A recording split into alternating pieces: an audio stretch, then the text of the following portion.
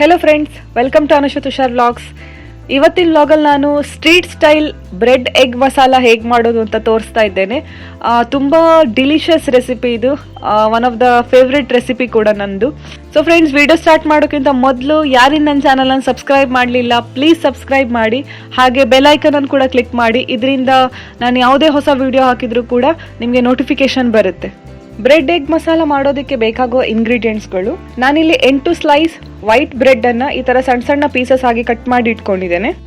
3 ಮೊಟ್ಟೆ, 3 ರಿಂದ 4 table spoon ಎಣ್ಣೆ, 1 ಇಂಚಿನಷ್ಟು ಶುಂಠಿ, ಹಾಗೆ 8 ರಿಂದ 9 ಬೆಳ್ಳುಳ್ಳಿ, 2 ನೀರುಳ್ಳಿ, 2 ಟೊಮ್ಯಾಟೊ, ಅರ್ಧ ಟೀ ಸ್ಪೂನ್ ಹಳದಿ powder, 1 tea spoon red chilli powder, 1 tea spoon ಕೊತ್ತಂಬರಿ powder, 1 tea spoon garam masala, ರುಚಿಗೆ ತಕ್ಕಷ್ಟು ಉಪ್ಪು, 1 ಟೀ ಸ್ಪೂನ್ ಸಕ್ಕರೆ, ಹಾಗೆ ಸ್ವಲ್ಪ ಕೊತ್ತಂಬರಿ ಸೊಪ್ಪು. ಮೊದಲಿಗೆ ಒಂದು ಪಾತ್ರೆಯಲ್ಲಿ ಎಣ್ಣೆ ಹಾಕ್ಕೊಂಡು, ಎಣ್ಣೆ ಬಿಸಿಯಾದ ನಂತರ ಅದಕ್ಕೆ ಶುಂಠಿ ಬೆಳ್ಳುಳ್ಳಿ ಹಾಕ್ಕೊಳ್ತಾ ಇದ್ದೇನೆ.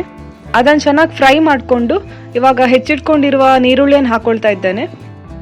ನೀರುಳ್ಳಿ ಗೋಲ್ಡನ್ ಬ್ರೌನ್ ಕಲರ್ ಬರೋ ತನಕ ನಮಗೆ ಫ್ರೈ ಮಾಡಬೇಕು. ನೀರುಳ್ಳಿ ಫ್ರೈ ಆದ ನಂತರ ಇವಾಗ ಟೊಮೆಟೊ ಹಾಕೊಳ್ತಾ ಇದ್ದೇನೆ. ಜೊತೆಗೆ ಸ್ವಲ್ಪ ಉಪ್ಪು ಕೂಡ ಸೇರಿಸ್ಕೊಳ್ತಾ ಇದ್ದೇನೆ. ಇದರಿಂದ ಟೊಮೆಟೊ ಕೂಡ ತುಂಬಾ ಬೇಗ ಬೇಯುತ್ತೆ.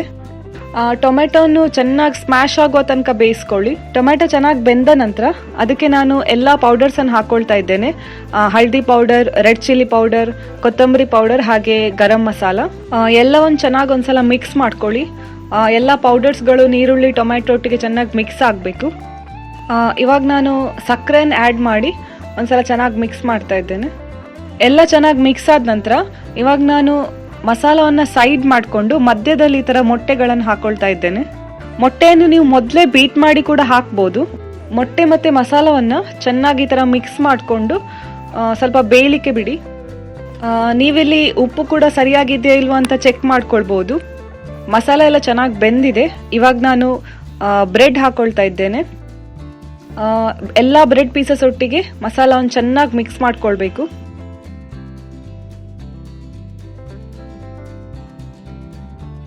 ಮಿಕ್ಸ್ ಮಾಡ್ಕೊಂಡ ನಂತರ ಕೊನೆಯದಾಗಿ ಗ್ಯಾಸ್ ಆಫ್ ಮಾಡಿಕೊಂಡು ಮೇಲಿಂದ ಹೆಚ್ಚಿಟ್ಕೊಂಡಿರೋ ಕೊತ್ತಂಬರಿ ಸೊಪ್ಪಿಂದ ಗಾರ್ನಿಷ್ ಮಾಡಿ. ಫ್ರೆಂಡ್ಸ್, ಇವಾಗ ನಮ್ಮ tasty bread egg masala ready ಆಗಿದೆ. ತುಂಬಾ ಯಮ್ಮಿ ಆಗಿರುತ್ತೆ. ಖಂಡಿತವಾಗ್ಲೂ ನೀವು ಇದನ್ನು ಟ್ರೈ ಮಾಡಿ. ಮಕ್ಕಳಿಗೂ ಕೂಡ ತುಂಬಾ ಇಷ್ಟ ಆಗುತ್ತೆ. ಹಾಗೆ ಪ್ರಿಪೇರ್ ಮಾಡ್ಲಿಕ್ಕೆ ಕೂಡ ತುಂಬಾ ಈಸಿ ಇದೆ. ಫ್ರೆಂಡ್ಸ್, ಇವತ್ತಿನ ವಿಡಿಯೋ ನಿಮಗೆ ಇಷ್ಟ ಆದರೆ ಪ್ಲೀಸ್ ಲೈಕ್ ಮಾಡಿ. ಹಾಗೆ ನಿಮ್ಮ ಫ್ರೆಂಡ್ಸ್ ಜೊತೆ ಶೇರ್ ಮಾಡೋದನ್ನು ಮರಿಬೇಡಿ. ಇವತ್ತಿನ ವ್ಲಾಗನ್ನು ನಾನು ಇಲ್ಲಿಗೆ ಎಂಡ್ ಮಾಡ್ತಾ ಇದ್ದೇನೆ. ನಾನು ನಿಮಗೆ ನನ್ನ ನೆಕ್ಸ್ಟ್ ವ್ಲಾಗಲ್ಲಿ ಸಿಗ್ತೇನೆ. ಅಲ್ಲಿವರೆಗೂ keep watching Anusha Tushar vlogs. ಬಾಯ್.